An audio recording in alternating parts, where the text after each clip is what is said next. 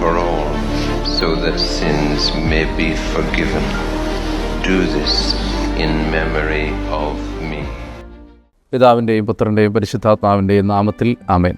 ഈശോയിൽ ഏറ്റവും സ്നേഹമുള്ള പ്രിയപ്പെട്ട സഹോദരങ്ങളെ, പരിശുദ്ധ കുർബാന അനുഭവമായി മാറി 40 ദിവസത്തെ അനുഗ്രഹീതമായ ഒരു പ്രാർത്ഥനാ ജീവിതത്തിൻ്റെ ഒരു വിമോചന ശുശ്രൂഷയുടെ ദിവസങ്ങളിലാണ് നമ്മളായിരിക്കുന്നത്. ഇന്ന് നമ്മുടെ ഈ ദിവ്യകാരുണ്യ വിമോചന ശുശ്രൂഷയുടെ 3-ാമത്തെ ദിവസത്തിലേക്ക് ഏറ്റവും പ്രാർത്ഥനയോടെ നിങ്ങളെ ഞാൻ സ്വാഗതം ചെയ്യുകയാണ്.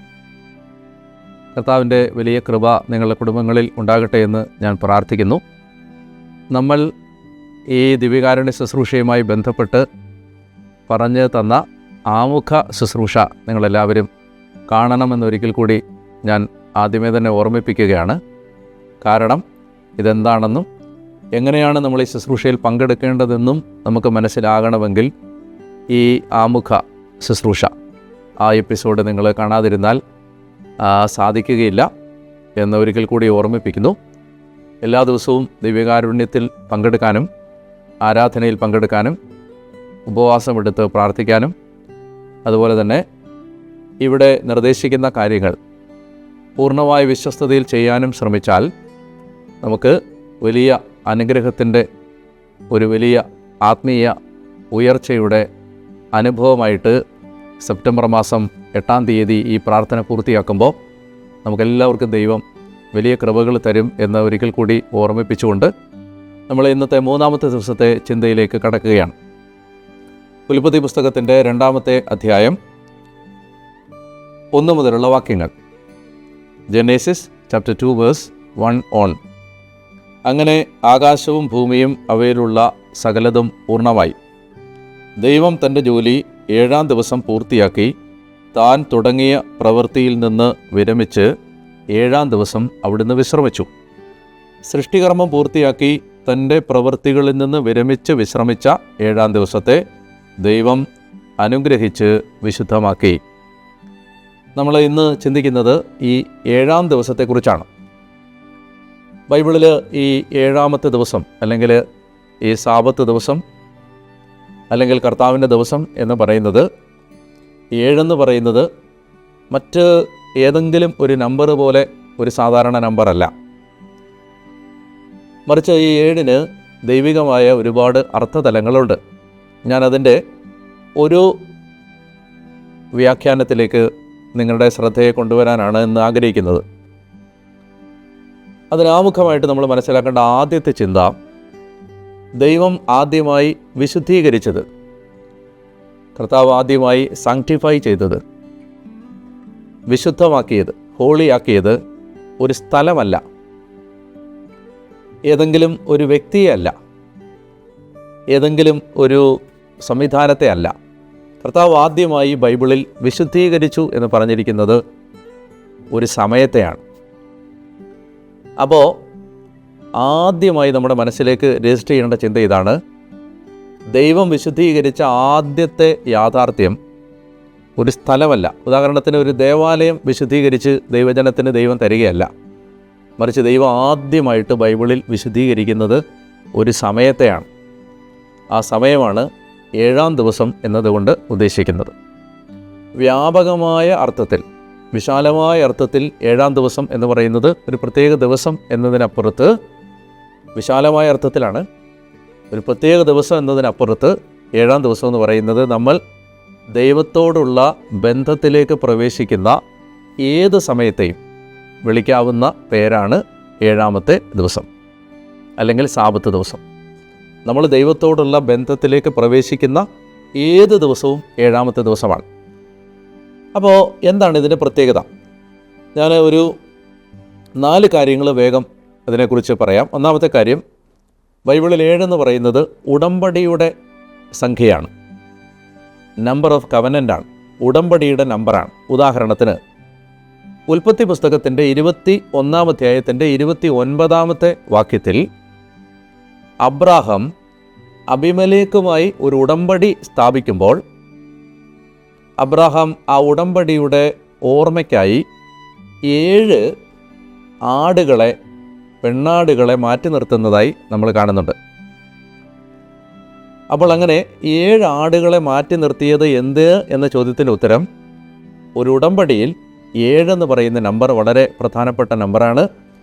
ബൈബിളിലെ ഉടമ്പടിയുടെ നമ്പറാണ് 7.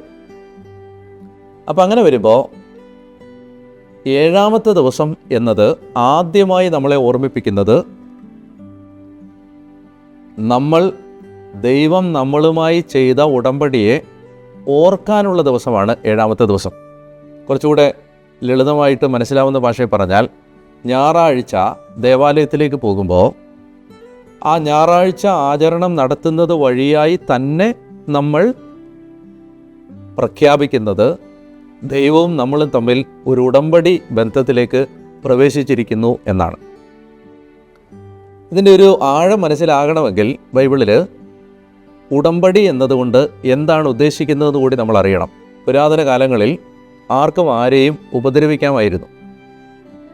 പോലീസില്ല, ഗവൺമെൻറ് ഇല്ല, നിയമവ്യവസ്ഥയില്ല, നിയമപാലകരില്ല. ആ സാഹചര്യത്തിൽ ആർക്ക് വേണമെങ്കിലും ആരെയും ഉപദ്രവിക്കാൻ കഴിയുന്ന ഒരു പശ്ചാത്തലത്തിൽ മനുഷ്യൻ സ്വയരക്ഷയ്ക്ക് കണ്ടെത്തിയ ഒരു സംരക്ഷണ വഴിയാണ് ഉടമ്പടികൾ. ഉദാഹരണത്തിന് കായൻ പറയുന്നുണ്ട്, എന്നെ കാണുന്നവരെല്ലാം കൊല്ലാൻ നോക്കും. കായൻ അവരെ ഉപദ്രവിച്ചിട്ടല്ല, അന്നങ്ങനെയാണ്, കാട്ടുനീതിയാണ്. മൈറ്റ് ഈസ് റൈറ്റ് ആണ്, കയ്യൂക്കുള്ളവൻ കാര്യക്കാരനാണ്. അപ്പോൾ അതുകൊണ്ട് കാടിൻ്റെ നിയമങ്ങൾ പോലെയാണ് മനുഷ്യൻ്റെ നിയമങ്ങളും. അതുകൊണ്ട് ആർക്കും ആരെയും ഉപദ്രവിക്കാം. അതുകൊണ്ട് അപരിചിതരായ മനുഷ്യർ, 2 ബന്ധമില്ലാത്ത മനുഷ്യർ തമ്മിൽ പരസ്പരം ഉപദ്രവിക്കാതിരിക്കാനും പരസ്പരം സംരക്ഷിക്കാനും അവരൊരു കുടുംബമാണ് എന്ന ഓർമ്മപ്പെടുത്തൽ നൽകാനുമായി അവർ എത്തിച്ചേർന്നിരുന്ന കരാറുകളെ വിളിക്കുന്ന പേരാണ് ഉടമ്പടികൾ. പരസ്പരം ഉപദ്രവിക്കാതിരിക്കാൻ, പരസ്പരം സംരക്ഷിക്കാൻ. അതുപോലെ തന്നെ ഒരു കാര്യം വളരെ വ്യക്തമായിട്ട് ഓർക്കണം, അവരൊരു കുടുംബമാണ്, അപരിചിതരല്ല എന്ന് പ്രഖ്യാപിക്കാൻ അവർ എടുത്തിരുന്ന ഒരു കരാറിൻ്റെ പേരാണ്, ഒരു എഗ്രിമെൻ്റാണ്, ഒരു മ്യൂച്വൽ എഗ്രിമെൻറ്റിൻ്റെ പേരാണ് ഉടമ്പടി. അപ്പോൾ ഇവിടെ അബ്രാഹാം അബീമേലെക്കുമായി ഉടമ്പടിയിൽ ഏർപ്പെടുമ്പോൾ അബ്രാഹാം പ്രഖ്യാപിക്കുന്നത്, നീയും ഞാനും ഇനി അപരിചിതരല്ല, ഒരു കുടുംബമാണ്, നമ്മൾ പരസ്പരം ആക്രമിക്കാൻ പാടില്ല, ആർക്ക് ഒരു ഉപദ്രവം ഉണ്ടായാലും നമ്മൾ പരസ്പരം സഹായിക്കണം, നമ്മളൊരു കുടുംബമാണ്. ആ അർത്ഥത്തിൽ ദൈവം മനുഷ്യനുമായി ഏർപ്പെട്ടിട്ടുള്ള 6 പ്രധാനപ്പെട്ട ഉടമ്പടികളെക്കുറിച്ച് ബൈബിൾ പറയുന്നുണ്ട്.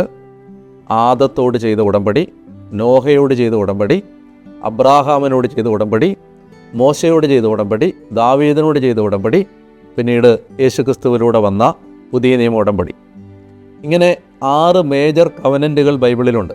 ഈ ഉടമ്പടികളെല്ലാം ബൈബിളിലൂടെ നമ്മളോട് പറയുന്നത് നമ്മൾ ദൈവവും തമ്മിൽ ഒരു കുടുംബ ബന്ധത്തിലേക്ക് പ്രവേശിച്ചിരിക്കുന്നു എന്നാണ്. ദൈവവുമായിട്ടൊരു കുടുംബ ബന്ധത്തിലേക്ക് പ്രവേശിച്ചിരിക്കുന്നു. ദൈവം നമ്മളും തമ്മിൽ ഒരു കുടുംബമാണ്. മാത്രമല്ല, ദൈവം ആ കുടുംബത്തിലെ കുടുംബനാഥനാണ്. ദൈവം നമ്മുടെ പിതാവാണ്. ഇപ്പം ഞാൻ പറഞ്ഞു വരുന്നത്, ബൈബിളിലെ 7-ാമത്തെ ദിവസം അല്ലെങ്കിൽ സാബത്ത് ദിവസം, അല്ലെങ്കിൽ പുതിയ നിയമത്തിലേക്ക് വരുമ്പോൾ ഞായറാഴ്ച, കർത്താവിൻ്റെ ദിവസം, നമ്മളെ ഓർമ്മിപ്പിക്കുന്നത് നമ്മളും ദൈവവും തമ്മിൽ ഒരു കുടുംബ ബന്ധത്തിലാണ്. ദൈവം നമ്മുടെ പിതാവാണ്, നാം ദൈവത്തിൻ്റെ മക്കളാണ് എന്ന സത്യമാണ്. അതാണ് അതിൻ്റെ 1-ാമത്തെ അർത്ഥം. 2-ാമതായിട്ട് നമ്മളിതിനെ കാണേണ്ടത് 7-ാമത്തെ ദിവസവുമായി ബന്ധപ്പെട്ട 2-ാമത്തെ ചിന്ത, ബൈബിളിൽ 7 ഒരു ദൈവിക നമ്പറാണെങ്കിൽ 6 ഒരു പൈശാചിക നമ്പറാണ്. 6 ഒരു ഈവിൾ നമ്പറാണ്, ദൈവികമല്ലാത്ത നമ്പറാണ്. ഉദാഹരണത്തിന് ഗോലിയാത്തിനെ കുറിച്ചുള്ള വിവരണങ്ങളിൽ നിങ്ങൾക്ക് 6 കാണാൻ കഴിയും. നെബൂഖദ്നേസർ ഉണ്ടാക്കിയ പ്രതിമയുടെ വലിപ്പത്തിൽ 6 കാണാൻ കഴിയും. അതുപോലെ തന്നെ സോളമൻ സമാഹരിച്ച സ്വർണത്തിൻ്റെ അളവ് പറയുമ്പോൾ അത് ദൈവത്തിനെതിരായിട്ടാണെന്ന് ബൈബിൾ വായിക്കുന്നവർക്കറിയാം. അപ്പോൾ അത് 666 666 താലന്ത് സ്വർണ്ണമാണ്. അതുപോലെ വെളിപാട് പുസ്തകത്തിലെ എതിർ ക്രിസ്തുവിൻ്റെ നമ്പർ 666 666 ബൈബിളിൽ മിക്കവാറും ഒക്കെ തന്നെ ഈ 6 ദൈവത്തിനെതിരെ നിൽക്കുന്ന ഒരു നമ്പറായിട്ടാണ് കാണുന്നത്. എതിർ ക്രിസ്തുവിൻ്റെ നമ്പറാണ്. അപ്പോൾ നമ്മൾ അവിടെ കാണുന്ന വളരെ കൗതുകകരമായ ഒരു നിരീക്ഷണം, മനുഷ്യൻ സൃഷ്ടിക്കപ്പെട്ടത് 6-ാമത്തെ ദിവസമാണ്. മനുഷ്യൻ സൃഷ്ടിക്കപ്പെട്ടത് 7-ാമത്തെ ദിവസമല്ല, 6-ാമത്തെ ദിവസമാണ്.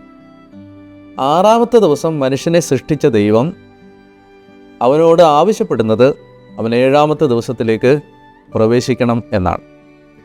അതായത് 7 ദൈവികമായ നമ്പറാണ്.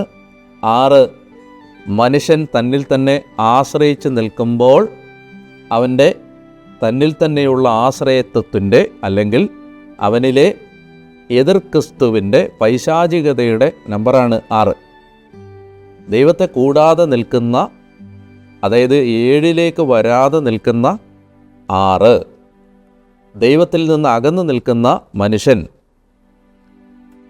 ബൈബിൾ നമ്മളോട് പറയുകയാണ്, മനുഷ്യൻ അവനിൽ തന്നെ നിന്നാൽ, 6ൽ തന്നെ നിന്നാൽ, അവൻ സൃഷ്ടിക്കപ്പെട്ട അവസ്ഥയിൽ തന്നെ നിന്നാൽ അവൻ എതിർ ക്രിസ്തുവായി മാറും. എന്നാൽ അവനെ ദൈവം വിളിച്ചത് 6ൽ നിൽക്കാനല്ല, 7ലേക്ക് വരാനാണ്. 7 എന്താണ്? 7 ദൈവ ആരാധനയുടെ, ദൈവബന്ധത്തിൻ്റെ, ദൈവസ്നേഹത്തിൻ്റെ, ദൈവത്തെ അപ്പനായിട്ട് കാണുന്നതിൻ്റെ, ദൈവമക്കളാണെന്ന് അംഗീകരിക്കുന്നതിൻ്റെ നമ്പറാണ് 7. അപ്പോൾ 7 ഇല്ലാത്ത 6 എതിർ ക്രിസ്തുവാണ്. 7ലേക്ക് എത്താത്ത 6 ദൈവത്തിനെതിരാണ്. മാത്രമല്ല 6ൽ സൃഷ്ടിക്കപ്പെട്ട മനുഷ്യൻ, 6-ാം ദിവസം സൃഷ്ടിക്കപ്പെട്ട മനുഷ്യൻ സൃഷ്ടിക്കപ്പെട്ടത് 7-ാം ദിവസത്തിന് വേണ്ടിയാണ്, ദൈവത്തിൻ്റെ വിശ്രമത്തിലേക്ക് പ്രവേശിക്കാനാണ്. ഞാനിങ്ങനെ ഈ നമ്പറുകളെക്കുറിച്ചുള്ള ഈ കാര്യങ്ങൾ, ആ വെളിപാടുകൾ പറയുന്നത് നമ്മുടെ മനുഷ്യജീവിതത്തിൻ്റെ ലക്ഷ്യം നമ്മളിൽ തന്നെ സന്തോഷം കണ്ടെത്തി ജീവിക്കാനല്ല. നമ്മുടെ ജീവിതത്തിൻ്റെ ലക്ഷ്യം നമ്മൾ കണ്ടെത്തുന്നതും നമ്മുടെ ജീവിതത്തിൻ്റെ അർത്ഥം നമ്മൾ തിരിച്ചറിയുന്നതും നമുക്ക് വെളിയിലേക്ക്, ദൈവത്തിലേക്ക് നമ്മൾ നോക്കുമ്പോഴാണ്. നമ്മളിലേക്ക് തന്നെ നോക്കിയിരുന്നാൽ നമുക്കൊരിക്കലും ആത്യന്തികമായ ആനന്ദം കൈവരിക്കാൻ കഴിയില്ല. മറിച്ച് നമുക്ക് വെളിയിലേക്ക് നോക്കണം. ഇത് ഒത്തിരി വ്യാപകമായ വ്യാഖ്യാനങ്ങൾ തരാൻ പറ്റും. നമുക്ക് വെളിയിലാണ് എല്ലാ കാര്യത്തിൻ്റെ അർത്ഥം, നമുക്കുള്ളിലല്ല. എന്ന് പറഞ്ഞാൽ നമുക്ക് ഉള്ളിൽ, അല്ലെങ്കിൽ നമ്മളെ സന്തോഷിപ്പിക്കുന്ന, നമുക്ക് സന്തോഷം തരുന്ന, നമുക്ക് നമ്മുടെ ഈഗോയെ സാറ്റിസ്ഫൈ ചെയ്യുന്ന, നമ്മുടെ ഇഷ്ടങ്ങളെ പ്ലീസ് ചെയ്യുന്ന കാര്യങ്ങളുമായി ജീവിക്കുമ്പോൾ അത് എതിർ ക്രിസ്തുവിൻ്റെ സ്വഭാവമാണ്. അവിടെയാണ് ഒരാളുടെ അഹം. ഒരാൾ അയാൾക്ക് വേണ്ടി മാത്രം ജീവിക്കുന്നു, അയാളുടെ സന്തോഷങ്ങൾ മാത്രം കണ്ടെത്തുന്നു. എന്നാൽ അതിനപ്പുറത്ത് ഒരാൾ ദൈവത്തിലേക്ക് നോക്കുമ്പോൾ, ദൈവത്തിലേക്കും ദൈവത്തിൻ്റെ മക്കളിലേക്കും അയാളുടെ ശ്രദ്ധ തിരിയുമ്പോൾ, ദൈവത്തിലേക്ക് അയാളുടെ നോട്ടം ഉയരുമ്പോൾ, അയാൾ ആ മനുഷ്യൻ എതിർ ക്രിസ്തുവിൻ്റെ സ്വഭാവത്തിൽ നിന്ന് മാറുകയാണ്. അപ്പം അങ്ങനെ വരുമ്പോൾ 7 എന്ന് പറയുന്നത് ഒരു മനുഷ്യൻ എന്തിനു വേണ്ടി സൃഷ്ടിക്കപ്പെട്ടോ അതിൻ്റെ നമ്പറാണ്.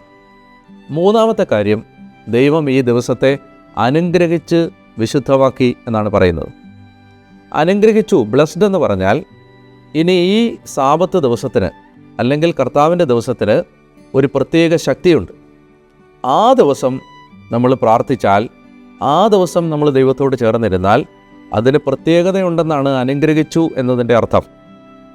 അനുഗ്രഹിച്ചു എന്ന് പറഞ്ഞാൽ അത് മറ്റ് സാധാരണ ദിവസങ്ങൾ പോലെ അല്ല.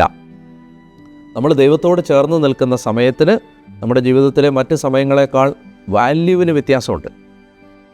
യഥാർത്ഥത്തിൽ ആ സമയമാണ് നമ്മുടെ ജീവിതം മുഴുവൻ സ്വാധീനിക്കാൻ പോകുന്നത്. നമ്മളിപ്പോൾ ഉദാഹരണത്തിന് 1 മണിക്കൂർ കർത്താവിനോട് ചേർന്നിരിക്കുന്നെങ്കിൽ ആ സമയമാണ് ബാക്കി 23 മണിക്കൂറിനേക്കാളും നമ്മുടെ ജീവിതത്തിൻ്റെ ഗതിയെ മാറ്റിമറിക്കാൻ പോകുന്നത്. അതുകൊണ്ട് അതിനെ അനുഗ്രഹിച്ചു എന്ന് പറഞ്ഞാൽ അത് മറ്റ് ദിവസങ്ങളിൽ നിന്ന് വ്യത്യാസപ്പെടുത്തി. 2-ാമത്തെ കാര്യം, അതിനെ വിശുദ്ധമാക്കി. വിശുദ്ധമാക്കി എന്ന് പറഞ്ഞാൽ അതിനെ വേർതിരിച്ചു വെച്ചു എന്നാണ് ബൈബിളിലെ അർത്ഥം. സെപ്പറേറ്റ് ചെയ്തു എന്നാണ്.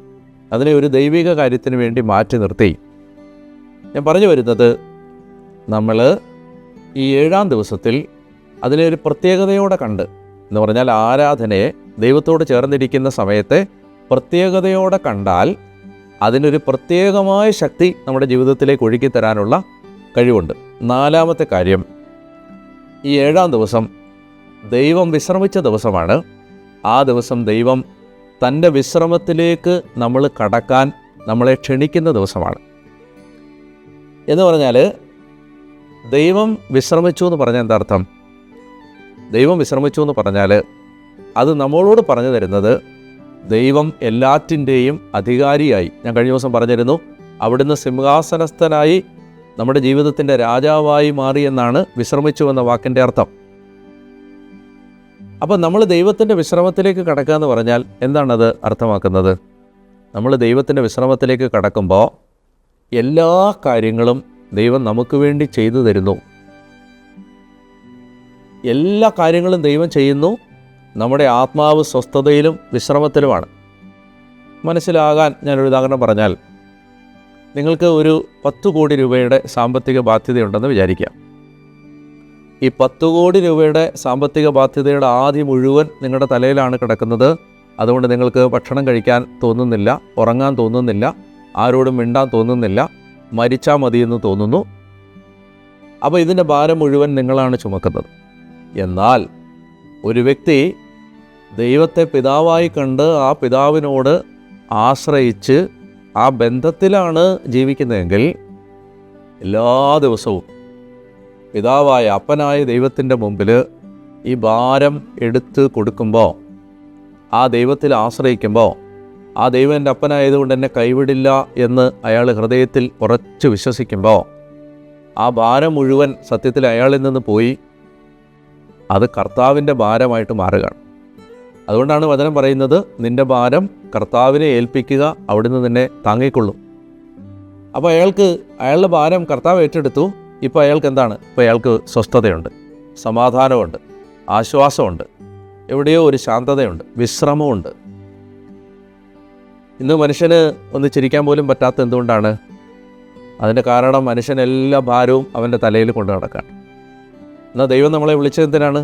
6-ാമത്തെ ദിവസത്തിൽ നമ്മളിൽ തന്നെ ഈ ഭാരമെല്ലാം വെക്കാനല്ല, മറിച്ച് 7-ാമത്തെ ദിവസത്തിലേക്ക് ദൈവത്തിലേക്ക് എല്ലാം കൊടുക്കാനാണ്. നിൻ്റെ ഭാരം കർത്താവിനെ ഏൽപ്പിക്കുക. കർത്താവിന് നിന്നെക്കുറിച്ച് വിചാരമുണ്ട്, അവിടുന്ന് നിന്നെ അനുഗ്രഹിക്കും. അപ്പോൾ അത് ഒരു ബന്ധമുള്ളവന് മാത്രമേ അങ്ങനെ ചിന്തിക്കാൻ പറ്റൂ. എന്ത് ഭാരം ഉണ്ടെങ്കിലും, എന്തെല്ലാം ഭൂകമ്പം വന്നാലും, സുനാമി വന്നാലും, ഏതെല്ലാം മഹാമാരികൾ വന്നാലും, അതിൻ്റെ നടുവിൽ ഒരാൾക്ക് ശാന്തതയോടെ നിൽക്കാൻ പറ്റണമെങ്കിൽ അയാൾക്ക് ദൈവത്തോട് അത്രയും ബന്ധമുണ്ടെങ്കിലേ പറ്റൂ. അപ്പോൾ ഈ ബന്ധമാണ്, ഞാൻ ചുരുക്കി പറയാം, അതിൻ്റെ പേരാണ് ആരാധന.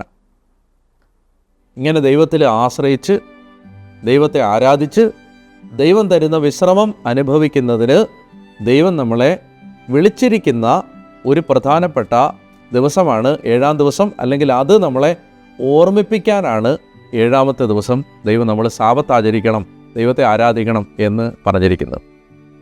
അപ്പോൾ നമുക്കറിയാം, പുതിയ നിയമത്തിൽ ജീവിക്കുന്ന നമ്മളെ സംബന്ധിച്ചിടത്തോളം ഇതൊരു ദിവസം മാത്രമല്ല, 24 മണിക്കൂർ നമ്മൾ ദൈവത്തോടുള്ള ഈ ബന്ധത്തിൽ ആത്മാവിൽ ജീവിക്കാനുള്ളവരാണ്. അതിലേക്ക് ദൈവം നമ്മളെ വിളിക്കുന്ന ഒരു പ്രധാനപ്പെട്ട ഓർമ്മപ്പെടുത്തലാണ് 7-ാമത്തെ ദിവസം. ഞാൻ വിശുദ്ധ കുർബാനയുമായിട്ട് ബന്ധപ്പെടുത്തി ഈ ചിന്ത നിങ്ങളുടെ മുമ്പിലേക്ക് വെക്കാൻ കാരണം, ഇങ്ങനെ ദൈവത്തെ ആശ്രയിച്ച്, ദൈവത്തെ ആരാധിച്ച്, ദൈവത്തിൻ്റെ വിശ്രമത്തിലേക്ക് പ്രവേശിക്കാൻ ദൈവം നമുക്ക് തന്ന ആ ഏറ്റവും വിലപ്പെട്ട 7-ാം ദിവസമാണ് നമ്മുടെ ഓരോ കുർബാന അർപ്പണങ്ങളും. എന്ന് പറഞ്ഞാൽ ഞാൻ ഈ പറഞ്ഞ എല്ലാ കാര്യങ്ങളും ഈ വിശുദ്ധ കുർബാനയിൽ ആ 1 മണിക്കൂറിൽ നമ്മുടെ ജീവിതത്തിലേക്ക് സംഭവിക്കുന്നു. അതായത് നമ്മൾ ദൈവത്തിൻ്റെ സന്നിധിയിൽ നമ്മുടെ എല്ലാ ആകുലതകളും വെക്കാനുള്ള ഏറ്റവും നല്ല സമയമാണത്. നമ്മൾ ദൈവത്തോട് ചേർന്നിരിക്കുന്ന സമയമാണത്. ദൈവം നമ്മുടെ പിതാവും നമ്മൾ മക്കളുമാണ് നമ്മൾ തിരിച്ചറിയുന്ന സമയമാണത്. നമ്മളും ദൈവവും തമ്മിൽ ഒരു ഉടമ്പടി ബന്ധത്തിലാണെന്ന് ഓർക്കുന്ന സമയമാണത്. നമ്മൾ ദൈവത്തിൻ്റെ ഉടമ്പടിയുടെ ആ സംരക്ഷണത്തിനകത്തേക്ക് കയറുന്ന സമയമാണത്. ആ ഒരു തിരുമണിക്കൂർ, ആ 1 മണിക്കൂർ നമ്മുടെ ജീവിതത്തിൻ്റെ മുഴുവൻ മാറ്റിമറിക്കുന്ന വലിയ അത്ഭുതങ്ങൾ നടക്കുന്ന സമയമാണ്. ഞാൻ ദിവ്യകാരുണ്യ കോൺഗ്രസ്സിലും അതുപോലെ തന്നെ പരിശുദ്ധ കുർബാനയുമായിട്ട് ബന്ധപ്പെട്ട ടോക്കുകളിലെല്ലാം ഒരുപാട് അനുഭവങ്ങൾ വിവരിച്ചിട്ടുണ്ട്. അതായത് വിശുദ്ധ കുർബാനയിലേക്ക് ഒരു കാര്യം എടുത്തു വെക്കുമ്പോൾ അവിടെ ഏത് തുറക്കാത്ത വാതിലും തുറക്കുന്ന അത്ഭുതങ്ങൾ. എന്തുകൊണ്ടാണത്? അത് ഈ ദൈവം തിരഞ്ഞെടുത്ത ഒരു സമയമായതുകൊണ്ടാണ്, ആ ദൈവത്തെ ആരാധിക്കുന്ന സമയമായതുകൊണ്ടാണ്. അതുകൊണ്ട് പരിശുദ്ധ കുർബാനയിലൂടെ മഹാത്ഭുതങ്ങൾ നിങ്ങളുടെ ജീവിതങ്ങളിൽ നടക്കും. അതിന് ദൈവം നമുക്ക് തരുന്ന ഒരു ഒരുക്കത്തിൻ്റെ ദിവസങ്ങളാണിത്. അവിടെ നന്നായി കുർബാനയിൽ പങ്കെടുക്കുക, വിശുദ്ധ കുർബാനയെ സ്നേഹിക്കുക. കുർബാനയ്ക്ക് പോകാനായുള്ള ഇഷ്ടം നഷ്ടപ്പെട്ടെങ്കിൽ ഒരിക്കൽ കൂടി പ്രാർത്ഥിച്ച് വിശുദ്ധ കുർബാനയ്ക്ക് വേണ്ടിയുള്ള ദാഹം, നമ്മുടെ തീക്ഷ്ണത നമ്മൾ നേടിയെടുക്കുക. ഈ ചിന്തകൾക്ക് ശേഷം ഞാൻ ഇന്ന് നമ്മുടെ ഇന്നത്തെ നമ്മൾ അഭ്യസിക്കേണ്ട പുണ്യം, നമ്മൾ കർത്താവിൻ്റെ മുമ്പിൽ ശരിക്കും ആത്മീയമായിട്ട് ഇന്ന് ആഗ്രഹിക്കേണ്ടതും പ്രാർത്ഥിക്കേണ്ടതും, ദൈവമേ, ആത്മാവിന് ദൈവത്തോട് കണക്റ്റ് ആവാനുള്ള എല്ലാ വാതിലുകളും തുറന്നു തരണമേ. എന്നോട് ഞാൻ പറയാം, എൻ്റെ ആത്മാവിന് ദൈവത്തോട് കണക്റ്റ് ആവാൻ, പെട്ടെന്ന് നമുക്ക് കണക്റ്റ് ആവാൻ ലൗകിക മനുഷ്യന് പറ്റില്ല. നമുക്ക് പ്രാർത്ഥിക്കാനിരിക്കുമ്പോൾ 2 മിനിറ്റ് കഴിയുമ്പോഴേ നമ്മൾ ഫോൺ എടുക്കും, ഡിസ്ട്രാക്റ്റഡ് ആവും, പ്രാർത്ഥിക്കത്തില്ല. എന്നാൽ ആത്മാവ് ദൈവത്തോട് ഇങ്ങനെ ബന്ധപ്പെട്ട് മണിക്കൂറുകൾ ദൈവബന്ധത്തിലിരിക്കാനുള്ള ആത്മാവിൻ്റെ ദൈവസമ്പർക്ക വാതിലുകൾ തുറന്നു തരണമേ. ദൈവത്തോട് കമ്മ്യൂണിക്കേറ്റ് ചെയ്യാനുള്ള എൻ്റെ ആത്മാവിൻ്റെ ഡോഴ്സ് എല്ലാം ദൈവമേ നീ ഓപ്പൺ ചെയ്ത് തരണേന്ന് ഇന്ന് ആഗ്രഹിക്കണം. അതാണ് ഇന്ന് നമുക്കുണ്ടാവേണ്ട പുണ്യം. അപ്പോൾ നമ്മുടെ ഇന്ന് മാറിപ്പോകേണ്ട തിന്മ ആത്മീയ അന്ധതയാണ്. ആത്മാവിൻ്റെ ഫാക്കൽറ്റികൾ അടഞ്ഞിരിക്കുന്ന അവസ്ഥ, ആത്മീയ അന്ധത, ആത്മീയ ബധിരത, ദൈവസ്വരം കേൾക്കാൻ പറ്റാത്ത അവസ്ഥ, പ്രാർത്ഥനയ്ക്കൊരു തുറവില്ലാത്ത അവസ്ഥ, ഈ ആത്മീയ അന്ധത ഈ ലോകത്തിൻ്റെ ദേവൻ അവരുടെ മനസ്സിനെ അന്ധമാക്കിയിരിക്കുന്നു. 2 കൊരിന്തോസ് 4:4 പൗലോസ് അപ്പോസ്തലൻ പറഞ്ഞ പോലെ ആത്മീയ അന്ധത. അപ്പോൾ പുണ്യം, ആത്മാവിൻ്റെ വാതിലുകൾ തുറക്കപ്പെടാൻ, ദൈവസമ്പർക്ക സാധ്യതകൾ തുറക്കപ്പെടാൻ പ്രാർത്ഥിക്കണം. പാപം, നമ്മുടെ ആത്മീയ അന്ധത മാറാനായിട്ട് നമ്മൾ ഇന്ന് ആഗ്രഹിക്കണം. ഇനി അതിനുവേണ്ടി നമ്മൾ ചൊല്ലേണ്ടത് ഒരു ജപമാല ഈ നിയോഗത്തിന് വേണ്ടി നമ്മൾ കാഴ്ചവെക്കണം. ഇത് വളരെ ഇമ്പോർട്ടൻ്റായ കാര്യമായതുകൊണ്ടാണ് ഞാൻ ഒരു ജപമാല തന്നെ ചൊല്ലണമെന്ന് പറയുന്നത്. ഒരു ജപമാല മാതാവിൻ്റെ മധ്യസ്ഥ അപേക്ഷിച്ച് ചൊല്ലി ഈ ആത്മീയ അന്ധത മാറാനും ആത്മാവിൻ്റെ ദൈവസമ്പർക്ക സാധ്യതകൾ തുറക്കപ്പെടാനും പ്രാർത്ഥിക്കണം എന്നുള്ളതാണ് നമ്മുടെ ഇന്ന് നമ്മൾ ഏറ്റെടുക്കേണ്ട പ്രാർത്ഥന. ഇനി ടാസ്ക് എന്താണ്? ഈ കാര്യങ്ങൾ കർത്താവിൻ്റെ മുമ്പിൽ വെച്ച് 1 മണിക്കൂർ നമ്മളൊരു ജപമാല ചൊല്ലുന്നത് തന്നെ യഥാർത്ഥത്തിൽ നമ്മൾ ഏറ്റെടുക്കേണ്ട ഒരു കാര്യമായതുകൊണ്ട് വേറൊരു കാര്യം നിർദ്ദേശിക്കുന്നില്ല. ഇത്തരം കാര്യങ്ങൾ നിങ്ങളുടെ മനസ്സിലേക്ക് വെക്കുക. അനുഗ്രഹീതമായ ഒരു ദിവസം നിങ്ങട്ടെ എന്ന് ഞാൻ പ്രാർത്ഥിക്കുന്നു. നമുക്ക് നാളെ വീണ്ടും ഈ ചിന്തകളുമായിട്ട് കാണാം. ദൈവം നിങ്ങളെ എല്ലാവരെയും അനുഗ്രഹിക്കട്ടെ. പരിശുദ്ധ പരമ ദിവ്യകാരുണ്യേശോയ്ക്ക് നേരവും ആരാധനയും സ്തുതിയും പുകഴ്ചയും ഉണ്ടായിരിക്കട്ടെ. കർത്താവിൻ്റെ തിരുസന്നിധിയിൽ നമ്മളെ ഓരോരുത്തരെയും ഈ സമയത്ത് നമുക്ക് സമർപ്പിക്കാം. ദൈവം ഈ ദിവ്യകാരുണ്യ ശുശ്രൂഷയിലൂടെ നമ്മുടെ കുടുംബങ്ങളിലേക്ക് അനുഗ്രഹത്തിൻ്റെ വലിയ പ്രവാഹം ഒഴുക്കിത്തരണമേ എന്ന് നമുക്ക് ആഗ്രഹിച്ച് പ്രാർത്ഥിക്കാം. കർത്താവായ ദൈവമേ, ഈ ശുശ്രൂഷയിൽ പങ്കെടുത്തുകൊണ്ടിരിക്കുന്ന ഓരോ മകനും മകൾക്കും വേണ്ടി ഇന്ന് അങ്ങയുടെ കാരുണ്യം അപേക്ഷിക്കുന്നു. അങ്ങ് സൃഷ്ടിച്ച ഞങ്ങൾ കർത്താവെ, അങ്ങയിലേക്ക് തിരിഞ്ഞ് ജീവിക്കാനാണ് ഞങ്ങളെ അവിടുന്ന് 7-ാം ദിവസത്തിലേക്ക് വിളിച്ചത്. അവിടുന്ന് വാഗ്ദാനം ചെയ്ത വിശ്രമത്തിലേക്ക് പ്രവേശിക്കാൻ കർത്താവെ, ഞങ്ങളുടെ ഭാരങ്ങളെല്ലാം കർത്താവിൻ്റെ കയ്യിൽ ഏൽപ്പിക്കാൻ, ഞങ്ങൾ ആകുലതയും ഉത്കണ്ഠയും ഭയവും നിരാശയും നിറഞ്ഞ ജീവിതങ്ങൾ നയിക്കാതിരിക്കാൻ, ഞങ്ങളെപ്പോഴും സന്തോഷമുള്ളവരും നിർമ്മല ഹൃദയരും പ്രസന്നവദനരും നിഷ്കളങ്കരുമായി സന്തോഷത്തോടെ ജീവിക്കാൻ കർത്താവെ, നീ ഞങ്ങളുടെ ആകുലതകളും ഉത്കണ്ഠകളും ഭാരവും ഭയവും നിരാശയും ഏറ്റെടുക്കണമേ എന്ന് പ്രാർത്ഥിക്കുന്നു. കർത്താവായ ദൈവമേ, ഞങ്ങൾ എപ്പോഴും അങ്ങയിൽ ആശ്രയിക്കുന്നവരായി ജീവിക്കാൻ ഞങ്ങളെ അവിടുന്ന് ഇടയാക്കണമേ എന്ന് അപേക്ഷിക്കുന്നു. ഞങ്ങളുടെ ഹൃദയത്തിൽ ആനന്ദം തരണമേ എന്ന് പ്രാർത്ഥിക്കുന്നു. ഈ ശുശ്രൂഷയിൽ പങ്കെടുത്തുകൊണ്ടിരിക്കുന്ന ഏതെങ്കിലും മകനോ മകളോ നിരാശയിലാണെങ്കിൽ കർത്താവെ, അങ്ങയിൽ ആശ്രയിക്കാൻ കൃപ കൊടുക്കണമേ, കൈപിടിച്ചുയർത്തണമേ എന്ന് പ്രാർത്ഥിക്കുന്നു. കർത്താവായ യേശുവിൻ്റെ നാമത്തിൽ ഞങ്ങളുടെ പ്രാർത്ഥന അവിടുന്ന് കേൾക്കുമാറാകണമേ. ആമേൻ. നമ്മൾ പരിശുദ്ധ കുർബാനയുടെ ആശീർവാദം സ്വീകരിക്കുമ്പോൾ പ്രിയപ്പെട്ടവരെ, നിങ്ങളുടെ എല്ലാ വേദനകളും കർത്താവിലേക്ക് സമർപ്പിക്കാം. ഈ ദിവ്യകാരുണ്യ ആശീർവാദത്തിലൂടെ നിങ്ങളുടെ കുടുംബങ്ങളിലേക്ക് വലിയ കൃപകൾ കടന്നു വരാനായിട്ട് ആഗ്രഹിച്ചുകൊണ്ട് നിങ്ങളെവിടെയായിരുന്നാലും മുട്ടുമേൽ നിന്നോ കരങ്ങൾ കൂപ്പി കണ്ണടച്ച് നിന്നോ തലകുനിച്ച് നിന്ന് നിങ്ങൾ ഈ ആശീർവാദം സ്വീകരിക്കുമ്പോൾ ദൈവം വലിയ കൃപകൾ വർഷിക്കും. നമുക്ക് പരിശുദ്ധ കുർബാനയുടെ ആശീർവാദം സ്വീകരിക്കും.